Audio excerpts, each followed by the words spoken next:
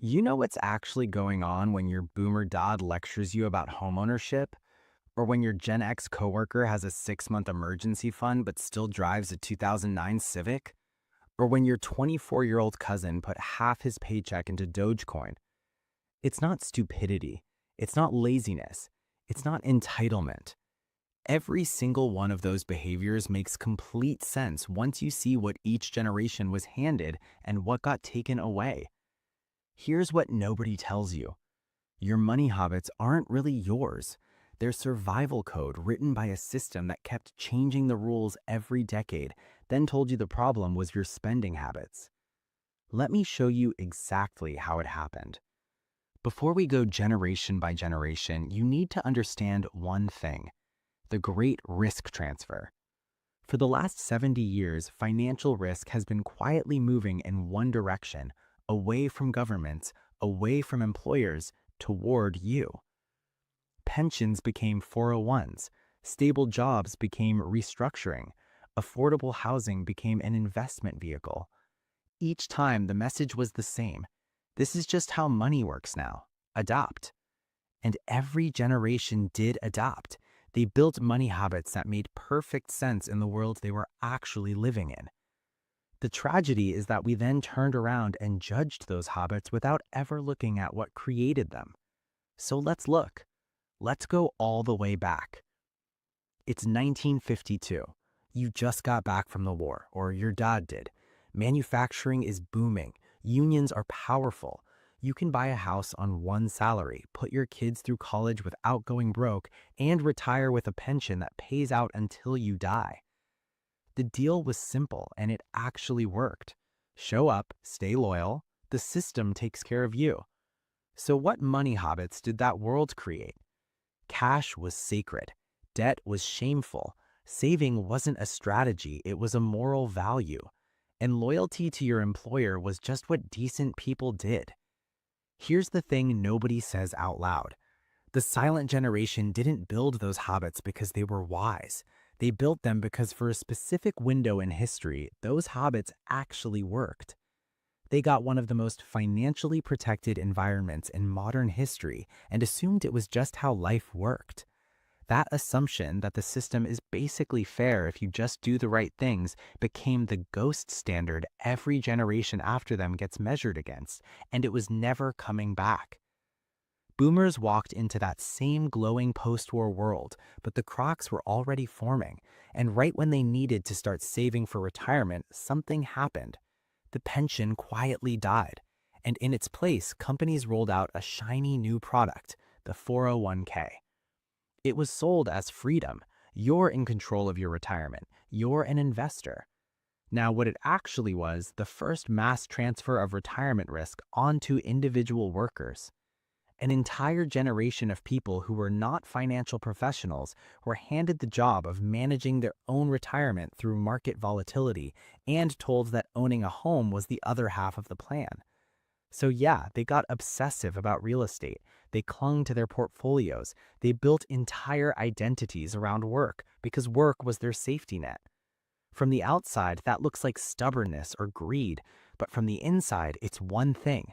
My house and my 401k are my life raft, and I will not let go.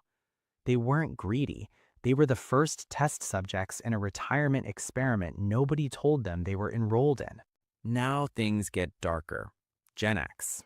Gen X watched institutions make big promises, then watched them break those promises, then watched them act surprised anyone was upset about it. Their parents got laid off in the 80s and 90s after 20 years of loyalty. The dot-com bubble burst right as Gen X ended the workforce. Then 2008 hit, right when they'd done everything right: degree, job, house, family, and the floor dropped again. At some point, your nervous system stops believing in the floor. So Gen Xers built money habits that don't require trusting the floor. Emergency funds that are almost embarrassingly large, multiple income streams before side hustle was a hashtag, a deep personal distrust of anyone in a suit who promises security. They're not pessimists, they're people who've been shown repeatedly that the formula can change without warning. So they prepare for everything, trust almost nothing, and quietly amass more wealth than most people expect because they never stopped saving even when they didn't believe it would work. Psychologists call it defensive pessimism. Gen X calls it Tuesday.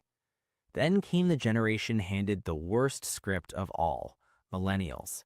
The script Millennials were handed was painfully clear. Go to college, take loans if you have to. It's an investment in yourself. Get a degree, get a career, buy a house. You'll be fine. What they weren't told, tuition was about to explode. Wages were about to stagnate, and 2008 was going to blow up the job market right as they graduated. The system did something genuinely brutal here. It shifted the financial risk of entering adulthood onto 18-year-olds who had no way to understand what they were signing.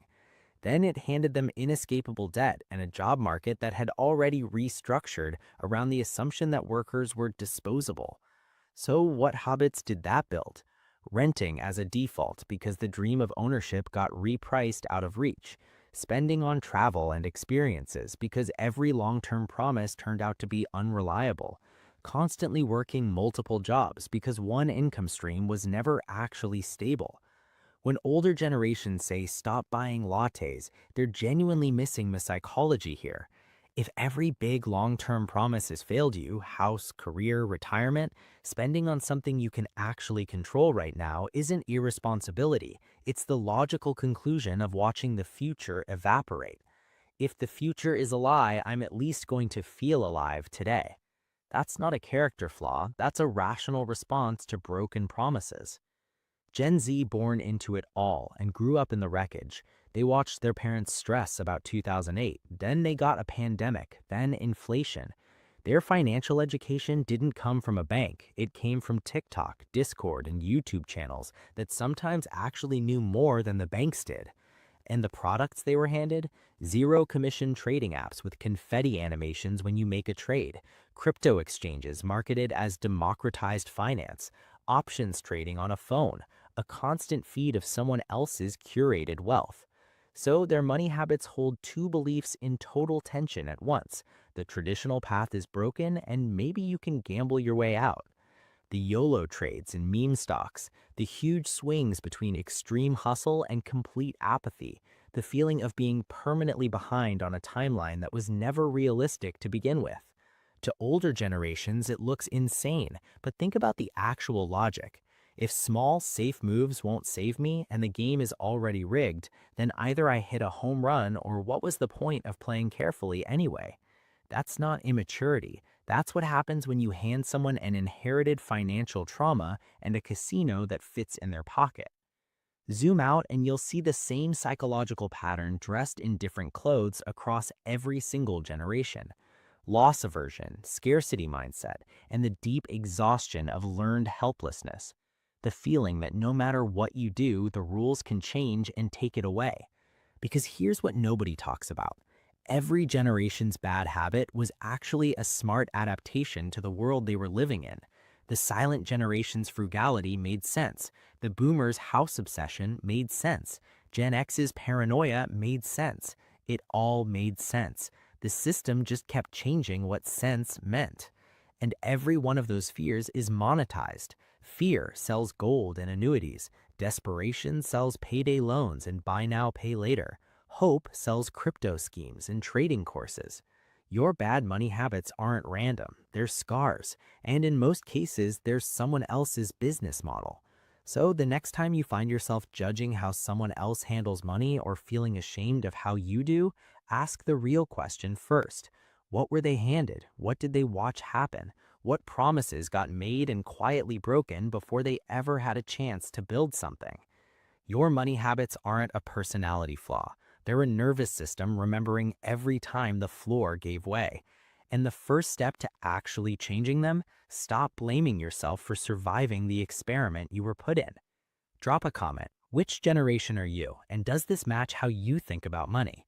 Subscribe to USD FindPath if you want the deeper dives.